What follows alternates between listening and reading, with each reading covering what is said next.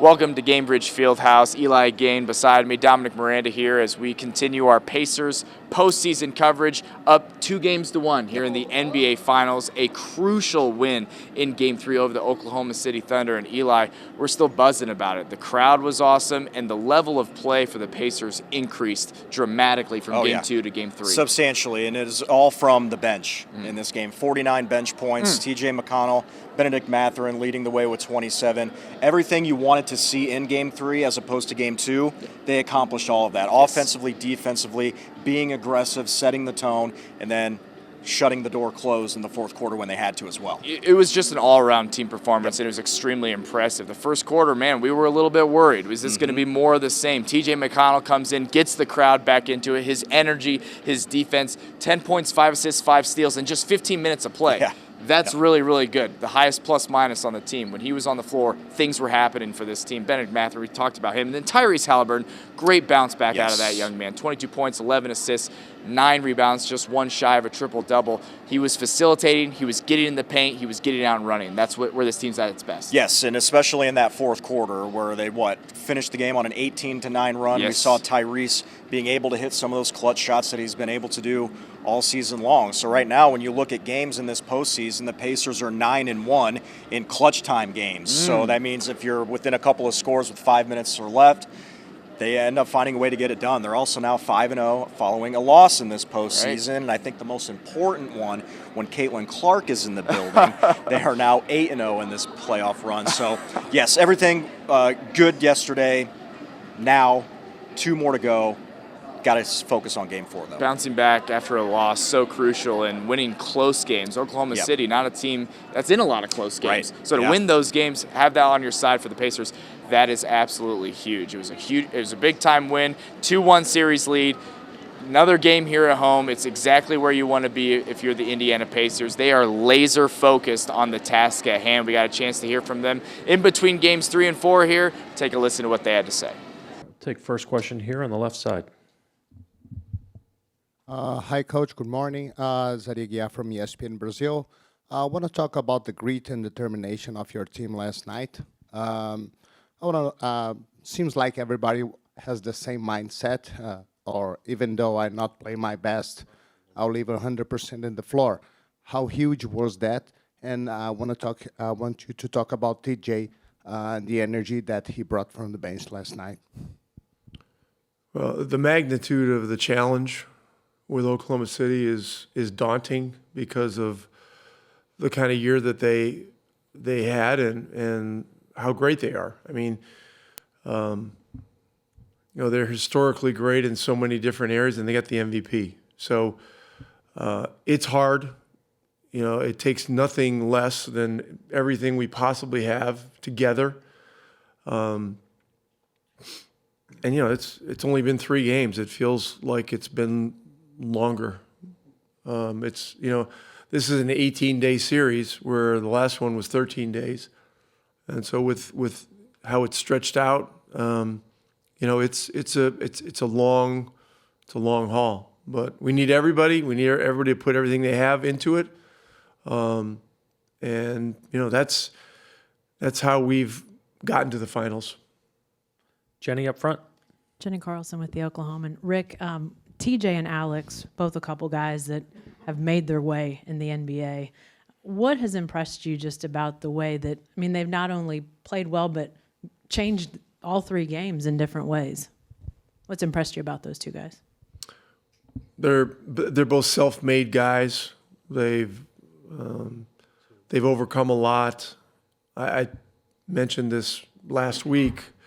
We had Alex Caruso in one of our free agent camps in Dallas. I don't even remember what year it was, but he hadn't even gotten into the league yet. He may have played internationally or something like that, and he had a good 2 or 3 days, but we didn't even bring him to the summer league or ask him to summer league, and so some of these guys that go under the radar have that level of grit and determination that is able to get them to the league and to get them some longevity and and high impact. And, both of these guys are examples of that. Joe? Can I ask you another coaches association question? You can try. There's been some wild reports out there the last couple of days about the Knicks asking for permission to interview all these coaches who already have jobs with other teams. And I wonder if there is a stance from the Coaches Association about this very thing, about going after coaches, head coaches, who are already employed by other teams. I mean, why would there be an issue about having interest in great coaches?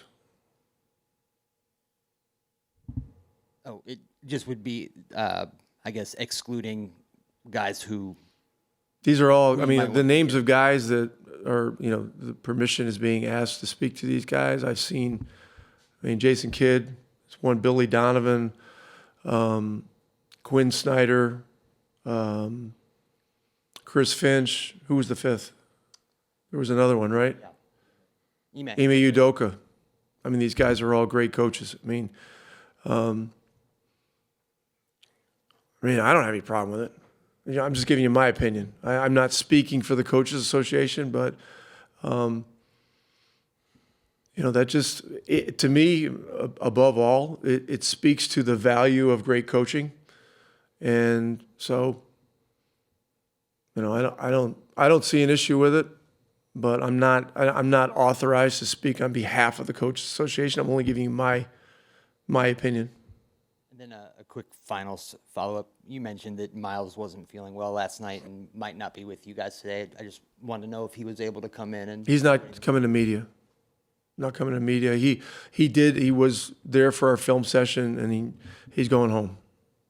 So hopefully he'll feel better he'll feel better tomorrow. We'll see.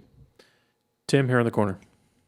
Rick, you guys have had 2-1 leads in every series so far. When I know it's just the start. Yeah, and listen, before you even ask the question, we're not getting into. Not getting into answering questions about the future or anything like that. It's just. You look at what Oklahoma did at the beginning of the game, 16-7, boom, just like that. We have a lead at the end of the third quarter, boom, all of a sudden we're down 5 going into the fourth. There's no looking forward. There's, we study some of the things that have happened leading up to this, but beyond that, I'm not talking about anything having to do with, series standings or any of that kind of stuff. Be foolish. If you have another question, I'm proud that it wasn't a looking forward question then, what I was going to ask you. The human condition being what it is it about this group that it does not relax in that situation? When it has a lead, it comes out and keeps playing the same way. That's the challenge before us right now is to maintain and it's got to be a killer edge to beat these guys. We're going to be an underdog in every game in this series. It was 10.5 in the first 2 games, 5.5 these last night, and then tomorrow. It's a daunting challenge. Anything less than a total grit mindset, and we just don't have a chance. Dustin, towards the back left. Rick, you've talked in the past about this team having a lot of leaders and basically everybody having kind of a voice in that. How do guys that are maybe younger, maybe quieter, guys like Andrew, Aaron, Ben Mathurin, Ben Shepherd, how do those guys fit into that scenario, and how have you seen them step up in during this playoff run? Well, we communicate a lot with our players, and guys that aren't necessarily the overt, vocal leaders by nature. We try to pull it out of them, in the room, and some certain players, like Pascal is an example of a guy that has a lot of experience. He's a leader by nature, and so at the appropriate times, he's always there to make an observation, to talk to the team about experiences that he's had, things, cautionary things to avoid, those kinds of things. But look, we've got great guys. I know Oklahoma's got great guys on their team. You can just tell. I mean, tell they're top shelf character people. That's one of the great features of this series, just the competitive integrity, I think, on both sides. But the challenge is massive. Thank you, Coach. First question here, Tim on the left.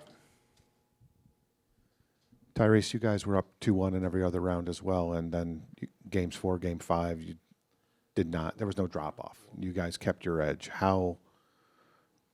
Why are you making that look so easy when it is typically something that the human condition says you're going to let go of the rope a tiny bit when you get a lead in a series? You guys have not done that. Why is that? I think it starts from Coach Carlisle, just keeping our attention on the main thing, taking it a day at a time and just focusing on what's in front of us. And then I think that just trickles down. I think our jobs, me, Pascal, Miles, James, as leaders, is to, continue to share the same message that Coach has. And, there's nothing to get excited about right now. We're still a long way away, and you just got to take it a day at a time. So, we're excited to play another game in front of our home crowd and approach this game the same way we approached yesterday, and just control what we can. And I think the biggest thing is just playing hard. If we could do that, we could figure everything else out from there. So there's no need to get super giddy or excited by any means. There's still a lot of work to be done. Jenny up front. Hey, Tyrese, Jenny Carlson with the Oklahoman. TJ, if he was not known to be an NBA player, he could probably walk into the Y and people would think, who's this guy? But he's impacting the NBA Finals. How has he been able to do that? And it's gotten to the point with both him and Caruso, when they don't have an impact, you think, what's going on here? But specific to TJ, how has he managed to have such an impact on things? Yeah, he just does the little things so well. He always talks about it like he's in year 10, and the biggest thing for him that he knew he would have to do to stick would be just to play harder than people. I think that's his calling card, his MO, how hard he plays and the energy that he plays with. Obviously, he's a very skilled player as well, but I think he just does a great job of just playing harder than people, and that has really created such an unbelievable career for him, and he'll continue to do that. But I think our fans have really taken a liking and a loving him, and same way with Caruso and OKC, and for TJ it was the same thing in Philly. Like, it's hard not to root for a guy like that, who just plays so hard. And like you said, he's an NBA player, but if he walks in anywhere, he can get away with it. People have no clue. He just plays so hard, and I think that's the biggest thing, is he just controls what he can, and I think that's the biggest example of it. Making missed shots, that is what it is, but he just plays so hard, and that makes up for things. Jeff on the left. Jeff Zilgate, USA Today. Rick just called playing and beating Oklahoma City a daunting task, and he seems to have the weight of the finals. He carries it on him. But I want to know from your perspective how much you're enjoying this. What are you enjoying about it? And, obviously you'd rather be here than not playing at all, but, how much of it is stressful compared to the regular season? Yeah, I think the biggest thing with right now is this is like a really exciting time, and to play against these guys is an honor, and it's a lot of fun, because this is a 68-win team. This is historically one of the best defenses ever. This is a really good team. They have the MVP. They have a bunch of dudes who are going to be in this league for a long time, having a lot of success. So, I can't say enough good things about their team as a group. And I think the most fun part about basketball is, if you're going to win, you don't want to do it any other way than have to beat the best. And this team has been the best team in the NBA all year. They consistently respond, when their backs are against the wall. So it's a lot of fun. Like, as competitors, you want to compete against the best, and these guys are the best.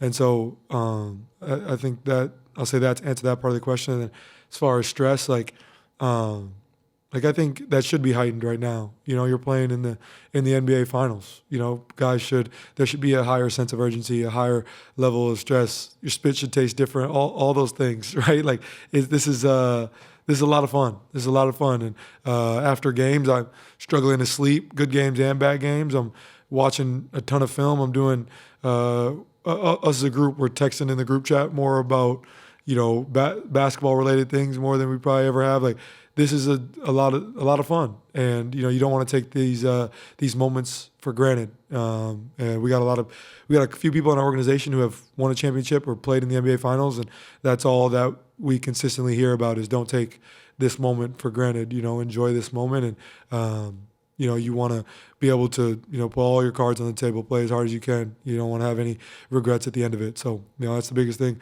we talk about as a group, and you know, that's how it should be. Barry, second row in the center. Yeah, Barry Trammell, Tulsa World. Even when Shea's had some success in this series, he seems to be frustrated on some level. What's Andrew doing to keep Shea sort of off his game, even if it's emotional?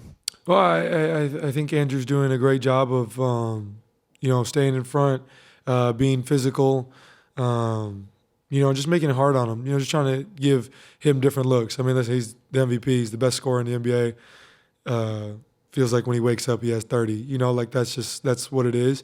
But I think Drew's doing a great job of making it as difficult as he can, being physical, you know, just being a pesty defender. And that's his calling card in this league and what he does at such a high level. And those guys haven't played together all summer. They've known each other like their whole lives. Like, I'm sure they know things about each other that many people don't know. So I think that's to both of their benefits as well. But I think to see such an elite offensive talent compete against such an elite defensive talent has been a treat to watch for me on the floor. So I know as basketball fans, people have to enjoy that matchup as well. So with a guy like Shea, you can never give him the same look. And Drew does a great job of mixing things up.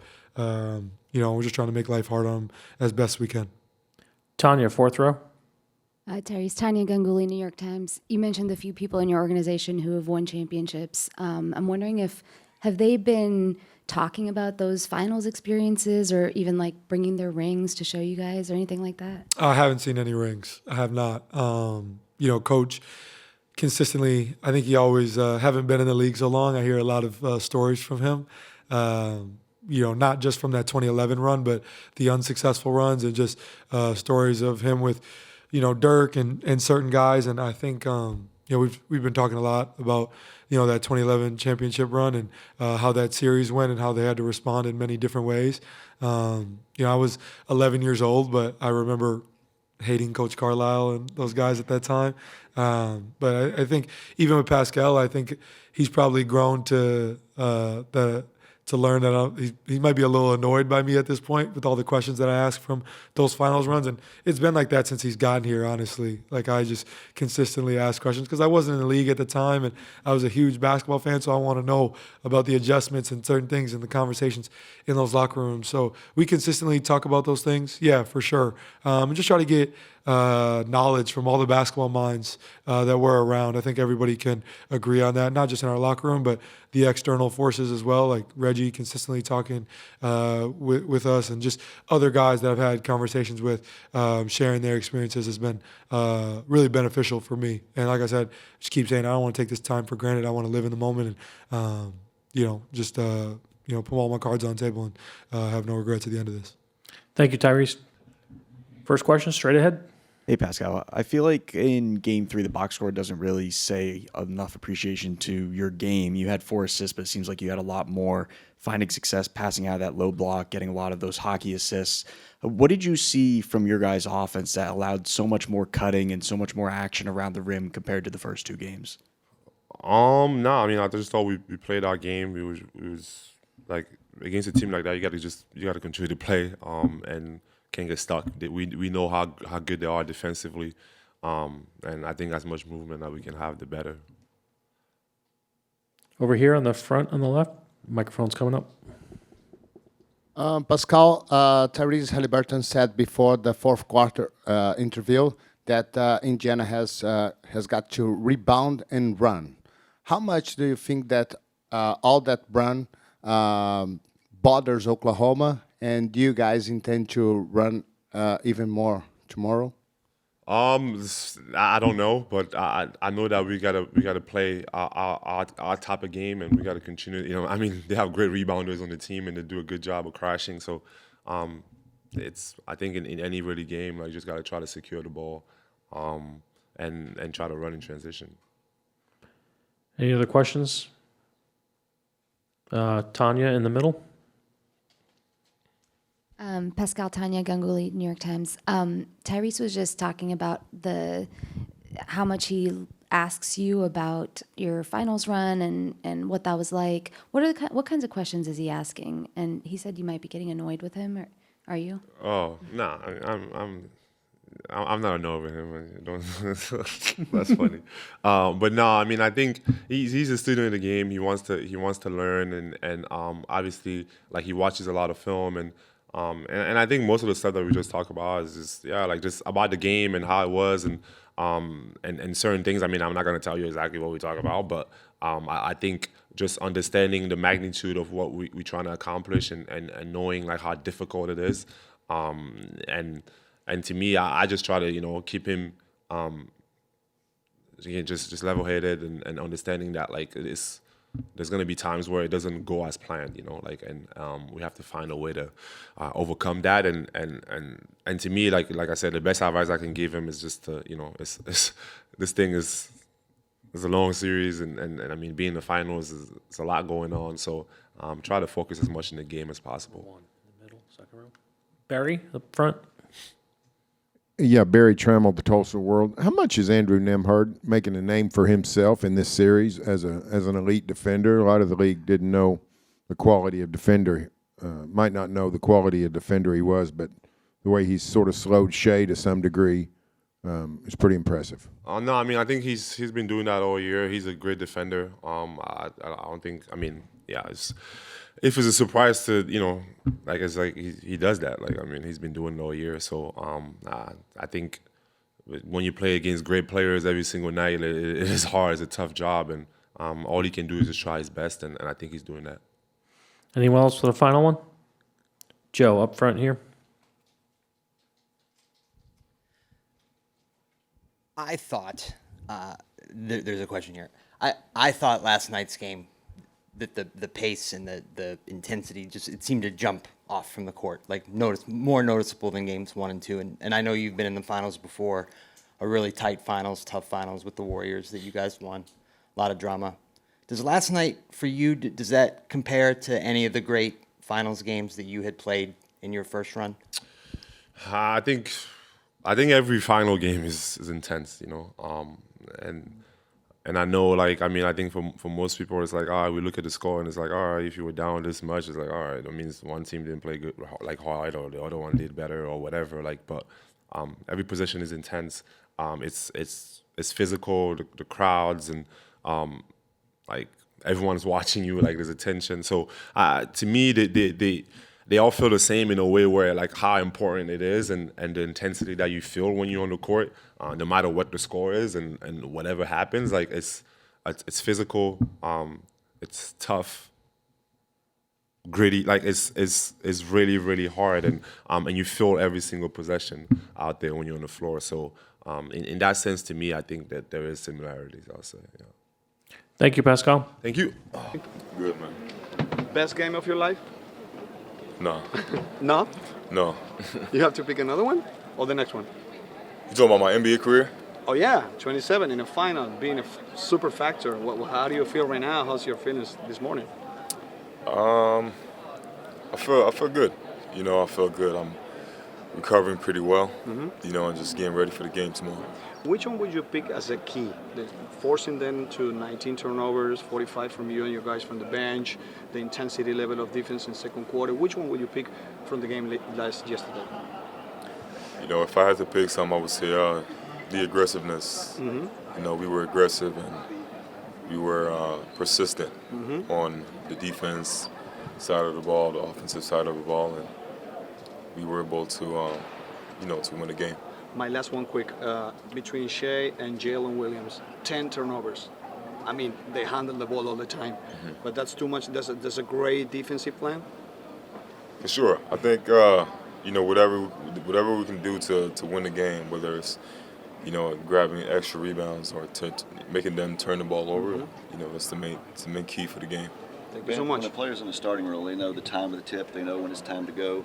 When you're sitting there waiting, how do you come in there and flip that switch? Like, you don't seem to come in tentative or shy and you get right to it. What is it about you that makes it look so easy when it's time to go? You just go out and go.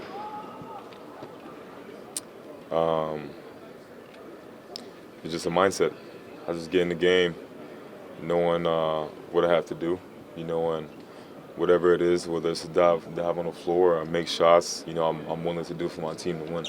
Is it strange to think you really had a big role in turning that game around yesterday? You came in, the place was hyped. Could you feel that energy from the fans as soon as you went out there? For sure. I think the fans, they play a big part of us winning the games, especially at home. So, very, very grateful for the crowd, and, I'm looking forward for the same thing tomorrow. What allowed you to move the ball better offensively as a team, and then contributed to the increase in team defense as well? That we've, best performance of this series for sure. I would say just sitting on a loss for a couple of days, just being able to watch a lot of film and pay attention to details. That was the main key for us, and I think we've done a pretty good job of being locked in on the right things. So that's the biggest thing for us. Benedict, you guys had a great game overall, but if you guys watch film already, where are some areas that maybe you can still improve defensively or offensively? It's a lot of areas of growth. I think that we can improve, for tomorrow's game. All I could really say is watch film. We watch a lot of film and be ready for next game. Anything you noticed on their side that worked well, on your guys' side defensively maybe? Not really. Main focus is our team. Ben, you talked a lot about how hard last year was for you having to watch all these playoff games and not be a part of it. How does it feel to have a game like you had last night, where you not only are part of it, but having the game of your life on the final stage? It's good.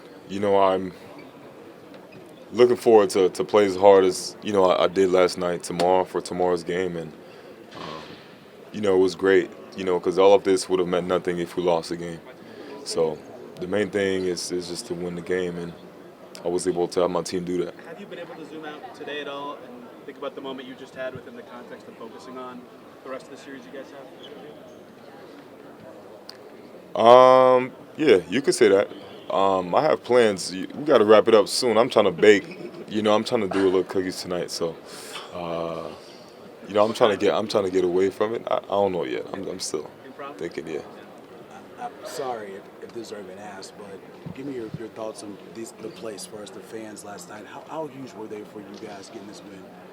Huge. It's great to see Gainbridge, full of yellow shirts, and the fans just being really, really excited. I think you could feel the energy going to the building, and as soon as I checked in the game, I felt it right away. Benedict, it's one thing, what we see from the fans, but it's crazy to see what the city, like how they decorated everything, even putting up their names on the streets. And also, I don't know if you saw pictures, like how the people were celebrating after the game. What does it mean to you that the city put so much into it to showcase you, that you guys are, in the front? It's great. I love seeing our fans happy, and if I can, do it again for the fans to be happy, then I'm willing to do it. And also to see what the city invests to showcase you as a team. For sure. I mean, we need the fans. We need the fans to come out there and support. That's the most important thing, and our job is to go out there and play as hard as we can to win the game. Mathurin, you're the sixth player in NBA Finals history to score 25 points, age 22 or younger. When you hear that, what comes to mind? What's your thoughts? It's great, but I'm not going to the game thinking, what record could I break today. I just play as hard as I can, and put my faith in God that He's going to keep me healthy, and the rest I'm going to take care of it. Ben, after game one, Bill Simmons made a quote where he said, when will you have a game where it's like he scored 27 points in 22 minutes and that ended up being exactly what you scored last night? So did you talk to Bill at all before the Nah. game? And how do you feel about somebody being able to just kind of call your shots like that? That's scary. That's crazy. That's crazy. The only thing I can tell him to do is to say it again. What are you baking tonight? I don't know, man. I don't know yet, man. All right. I don't know. Do the same thing you did before last game. Yeah, same routine. Knowing the situation right now where you're so close to winning the NBA championship, what's the mindset, not just yourself or your teammates, knowing that you can take a 3-1 lead here coming up tomorrow night, you can win? You know, it'll be great for a team. You know, just like I said, as much as we want to enjoy those moments, you know, we're fortunate enough to play tomorrow, so we don't sit too long on winning this game, and we have to come with the same aggressiveness for tomorrow's game, and I think the rest will take care of itself. Does it add to the enjoyment? You guys know how much of an underdog you have been considered in this series. Is that something that you're still talking about internally? I mean, now with the lead, I mean, you have people talking about Coach Carlisle and how what he did with the Mavs to the Heat, maybe one of the best upsets in league history. This would probably be on the short list. Like, how much is that a discussion for you guys and motivation internally? It's a great question.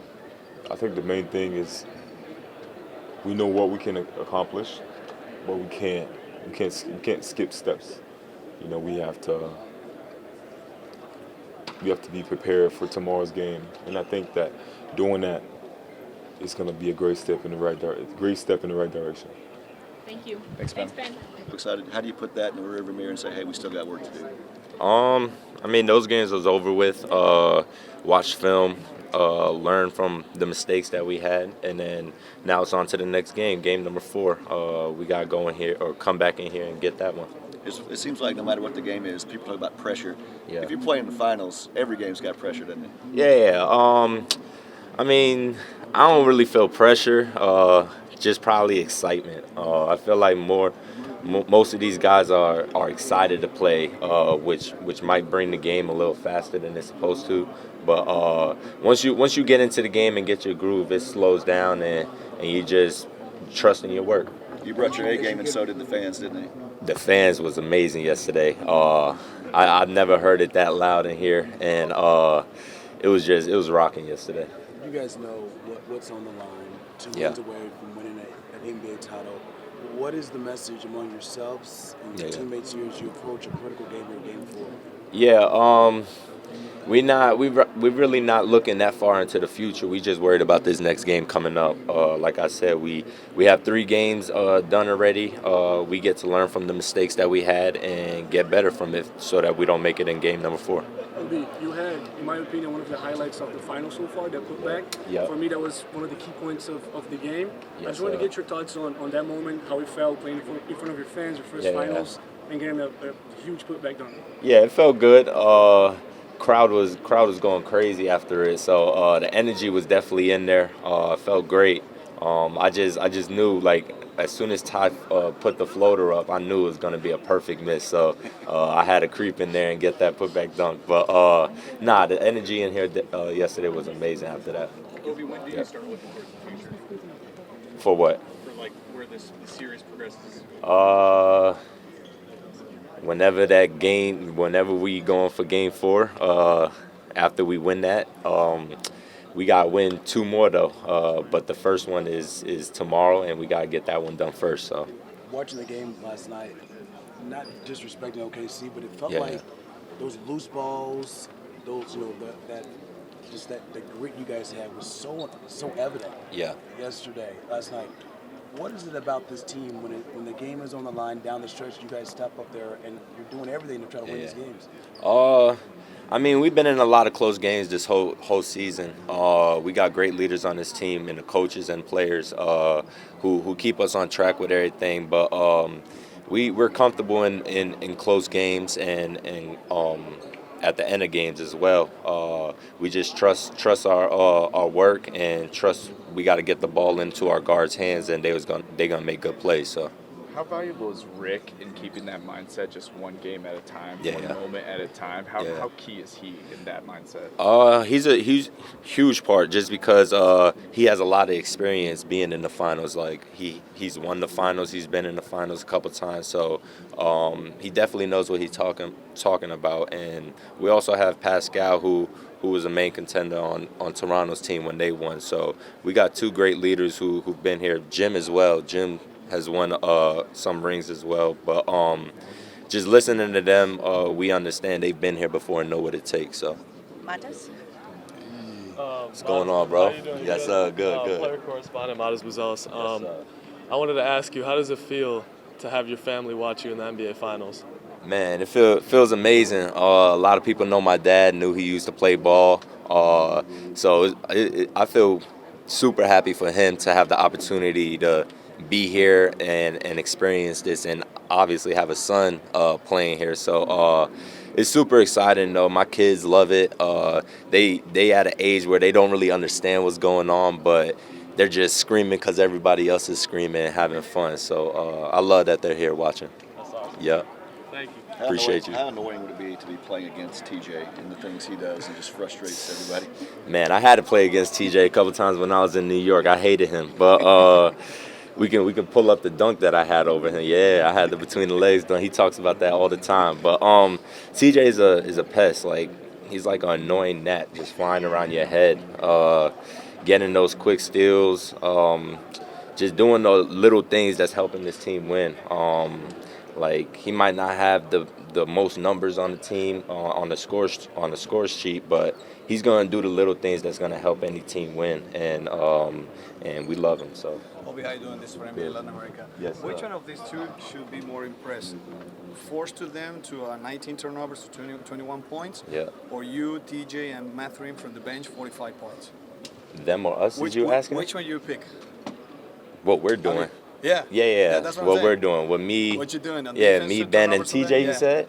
Yeah. We doing a great job. I'll never pick their side. But the bench was awesome. Yeah. I mean, out of the war, 27 points for Mathurin and your energy, TJ. Yeah. Do you think you are better and deeper now from the beginning from the playoffs? I mean, I feel like we have depth since last year. We didn't get to the finals last year, but we've learned from the mistakes that we had then to allow us to be where we're at now. So we're going to continue learning from all our mistakes and get better so we can get to that ring. Okay, my last one. Your level is amazing. Yes, sir. Which one was the key or the click for you to evolve as a player since 2 years ago from now? Yeah. Just being a sponge. Listen to all the feedback that I get back from the coaches, from the players, and just continue to work, get better every single day to allow us to be in the position we're in now. Congrats. Yes, sir. Thank you. You guys have worked extremely hard to get a home court advantage. Yeah. How important is it for you not to let this slip away as you get ready for Game 4 here? It's super important, but we're taking it one game at a time. We got this game tomorrow that we're focused on, and we got to come back into Gainbridge with our amazing fans and get it done. And Yes, Obi, sir. how do you think your role has evolved as this series has progressed? I mean, my role's been the same. Just come in and do whatever I can to help the team win. I don't really look at minutes. I just try to, with the opportunities that I get, come in and just make an impact on the game. Whether that's offense, defense, just come in, do whatever I can to help the team win.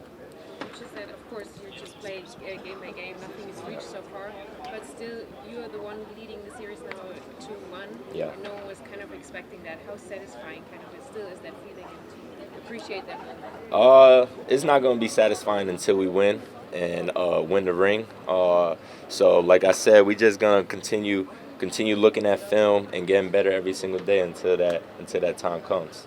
Obi, Rick's talked about how culture is an everyday thing to establish and maintain it. But what do you think? What do you attribute to each of you starting in your own role, being ready when called upon, all those sorts of things like we continue to see?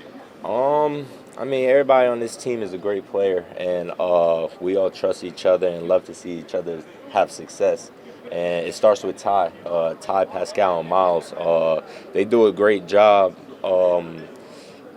keeping everybody involved. And when you feel involved out there on the floor, it's fun playing that way. Everybody on our bench, Ben, me, TJ, Jarris, Ben Shep, everybody on that bench can have 20, 30 points on any given night. But we just go out there, play the right way so we can get a win. Do you guys have a name for your bench? No. TJ might got the name, though. I'm going to let TJ say the name. Okay. There we go. All good? Appreciate y'all. Can on both ends of the floor.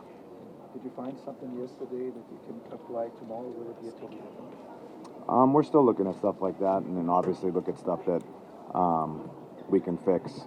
But don't want to divulge too much information. But Rick and his staff do a great job of figuring out what we need to fix and stuff that we can add. TJ, how you doing? This is Brandon, Latin America. I know you're going to say it's your job, but 5 steals from the bench, you change again your energy with Albi and Benedict, etc. Were you amazed about yourselves doing that in the finals? I think you know me. Our group, it's a feel thing. When we need to inject energy, I think we do a good job of doing that. And like you said, just trying to do my job. Really, that's all it comes down to. Nothing more, nothing less. For you, what was the key yesterday? The level and intensity of the defense, forcing the 19 turnovers, or that second quarter was amazing with 40 points and the closeout? Which one would you pick at the moment of the game? I'm not quite sure. I just think as a group, we just continue to need to be tied together on both ends of the floor because we're going against a great team who's extremely well coached, got the MVP of the league. So we have a lot more left to do. Thank you so much. I asked Obi if your bench squad has a name. He said they asked you. I don't know if we have a name. You might have to ask around. If we do, I don't know about it. TJ, it seemed like, no disrespect to OKC, but down the stretch, you guys didn't release the I think you guys really wanted this game from last night. Where does that come from for you guys, especially in this postseason? Have you guys been able to find a way down the stretch? I mean, I feel like throughout the series, to start the game, you could really say OKC was getting all the 50-50 balls and, the second chance points. It goes in waves, and you have to have a concerted effort from the group to kind of dig deeper and go to another place competitively, and that's what we need to continue to do.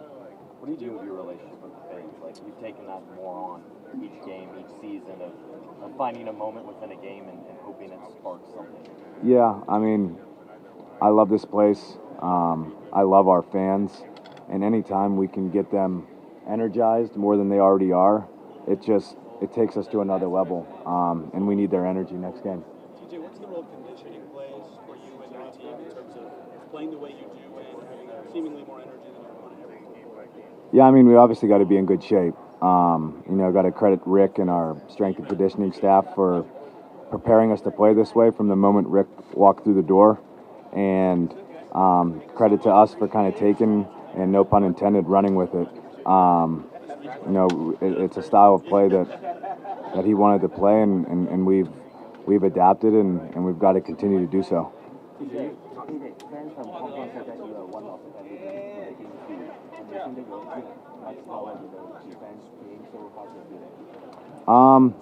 I'm just trying to, like I said, I'm just trying to do my job. We got to focus on Game 4 and fix some stuff there. The disparity against scoring was insane.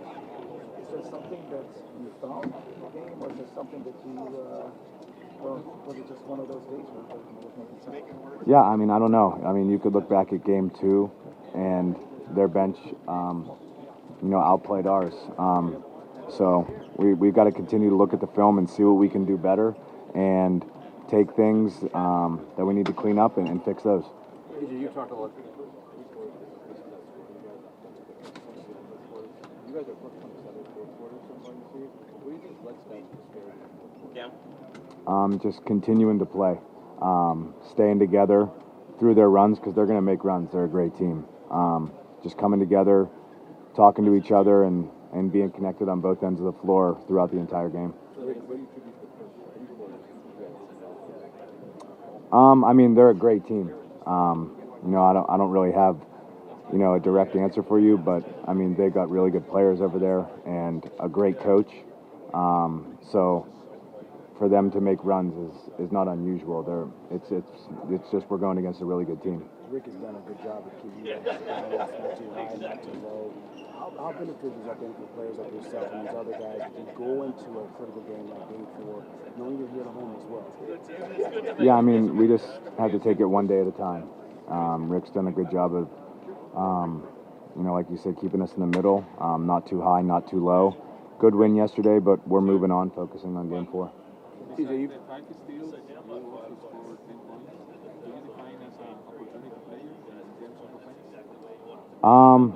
just trying to pick my spots, honestly. When an opportunity presents itself for me to try to go score, that's what I try to do. But other than that, just play hard and get my teammates the ball and bring energy on defense. TJ, you've talked throughout the season about the importance of accountability, of you guys holding yourselves and each other accountable. When and how was that most important in the course of the season? When did you guys most have to do that? How do you feel like it turned this year out? I mean, I feel like we've done that all year. Obviously, we got off to a slow start to start the year. Not using it as an excuse, but we weren't exactly healthy to start the year. But the accountability in this locker room, you know, guy 1 through 15, everyone listens to each other and what each player has to say, and that's valuable. So your coach said playing hard is a skill. How would you teach that skill to somebody? I mean, it's a tough question, but at the same time, you know, in your off-season workouts, just, you know, getting yourself in great shape and, you know, playing one-on-one full court against somebody, just getting a mindset that you're not going to get tired, I think is something that I would try to teach someone to just play hard. Effort-wise, what do you expect from the Thunder in Game 4? I mean, they always respond. They're a great team. You saw how they responded in Game 2. We're going to have to be really locked in and dialed in for their response and be totally together. TJ, your grandfather to attend the games, was that a special scenario? He hasn't made it to too many of my games, so you know, the fact that he was able to see the game yesterday, you know, we had a bit of a tragedy in our family, and it was his wife, so the fact that he made the trip here to come watch me play, yeah, I mean, I can't put it into words how much it meant. TJ, Obi referred to you as a pest when I asked him about your style of play, and he wanted to remind you that he had a massive dunk against you one time. Would you describe you as being a pest? You talked about working hard and bringing that extra. Is that a good description, you think? I've heard about every nickname you can imagine, so just kind of roll with it. But you know, it sounds super cliche. Just I'm out here just trying to do my job, and it sounds redundant because I keep saying it, but that's just been my mindset throughout my career. How hard is it to keep it even keel if you know that you're just 2 games away from winning this race? Because there's still a lot more work to do. We can't look ahead. Like I said, we have to stay in the moment and focus on the task at hand, and that's Game 4 tomorrow. Last one. Will you rinse your dishes again like you did for last week? That's how you saw you rinsing the dishes. Maybe do takeout tonight with the wife, but I'm not sure. If she needs me to, I will, for sure. Thanks. Yep. History playing together. A lot of, you know, watching from afar, seeing each other's success. Definitely a guy who's set the pace for Canadian basketball, and a guy who's got a lot of game that people can learn from. So I definitely admire from far. You talk about making him work. You guys were picking him up higher than before in the series. The times you guys picked him up, you also holding him a lot on the other end of the floor. How much do you think those body blows kind of take a toll in terms of like fatigue throughout the game? I think we're trying to make it tough on them. You know, the biggest thing is just being persistent, trying to make it tough on them. It's a team job. You know, we got to all be locked in and tied together on that side of the floor to get it done. How much of your pestiness comes from yourself, and how much have you learned from playing with TJ? I think it's a little bit of both. I've definitely watched TJ a lot and seen how he's impacted the game and how he's been instrumental to his own success and our team's success. And I've also felt like I've had a little bit of that in me just growing up and wanting to be competitive and taking those battles a little personally. What makes those inbound steals possible when other teams knows that's something he's going to do and he can still get that 3, 4, 5 yards? I'm not really sure. He just sees sneaky with it and got a good feel for it. And a lot of experience, a lot of tries probably. How big is this game for you guys? You can make 3-1 the series at the same time. OKC can regain the home court advantage. How is this game for you guys? No, I mean each game in the playoffs is important. You know, we're coming in with the same mentality to play hard and stay together. What makes your transition so effective and great, particularly in this series? I think our whole game plan of how we play with pace can deter transition defense at times. But just being locked in, tied together, understanding it's a point of emphasis.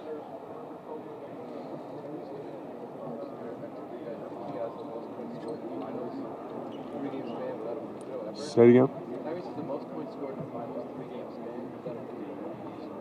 What do you make of how he's been getting, scoring for you guys? I mean, he probably could have got a free throw. I mean, there's been times he's got fouled, but he does a good job of making it work without having to draw fouls. You know, he gets in the paint, sprays out to guys, and score from everywhere. So he just does a great job orchestrating our offense.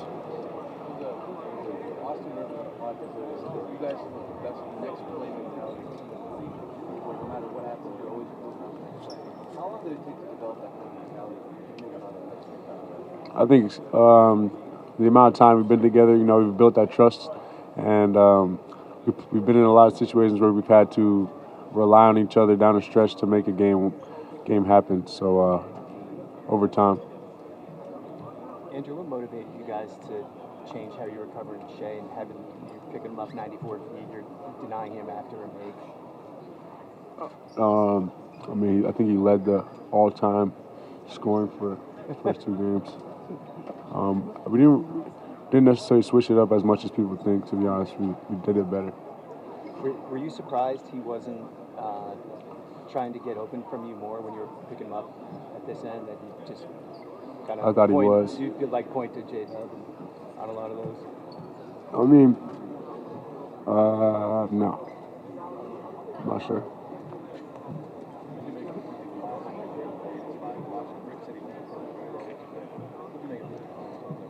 Yeah, he fought through. He wasn't feeling great waking up. Knew he was going through that throughout the game, and I think maybe started off a little slow, but made big plays for us throughout the game and persevered. Can you talk a little bit about what the crowd did for you this night? It's extra loud. Yeah. It's my first time here, so maybe you can speak on that a little bit. It was huge. It was the best game I've played in here. It was just a little 1-2% louder, a little 1-2% more passion in the building. It was fun to be a part of, and we know how important our fans are for us. Do you, as a player, do you actually feel it, or are you so in the moment that you don't even get to feel the crowd? You try to stay in the moment, but you're going to naturally feel the way it tries to switch momentum. But it was great for us, and we need that 6-man. You're making a name for yourself in the league with the defense you played in this series. I'm not really too worried about making a name for myself. I'm trying to win games and try to play hard and impact winning as much as possible. Yeah. All right, thanks, guys. Thank you. So maybe not totally different answers than what we heard after Game 3. I mean, we talked to them around midnight after Game 3. They only had about a 12-hour turnaround when we talked to them here on this Thursday. But yes, everything is set ahead in stone. Game 4 back here. They're expecting you guys to be loud and disruptive as well, once again. No doubt about it. Shai Gilgeous-Alexander, the MVP, said the crowd definitely played a role in Game 3. It was off the chain. It was awesome. And look, we can say this Pacers team is locked in, laser focused, and that's thanks to Rick Carlisle and Pascal Siakam, the leadership on this team. They're probably just tired. As well, right? I mean, don't need to say too much. It was a late night, right? There's no doubt about it. But it was an awesome performance in Game 3. We're expecting hopefully the same in Game 4. To take a 3-1 series lead over a team as talented as Oklahoma City would be huge. And the thing is, the Thunder, they don't, just like the Pacers, don't lose back-to-back games very often. So there's going to be adjustments there. It's just all just play the 48 minutes on the floor, see what you can do. And that's why the Pacers, they said they're not celebrating. There's nothing to celebrate. The job's not finished, and OKC is going to bring it in all the remaining games. There's no doubt about that. Game 4 here at Gainbridge Fieldhouse Friday night. What a way to kick off your weekend. It's awesome. You're here at the Fieldhouse in downtown Indianapolis. Eli and I will be here giving you all the Pacers coverage as usual on air and right here on WTHR+. See you next time.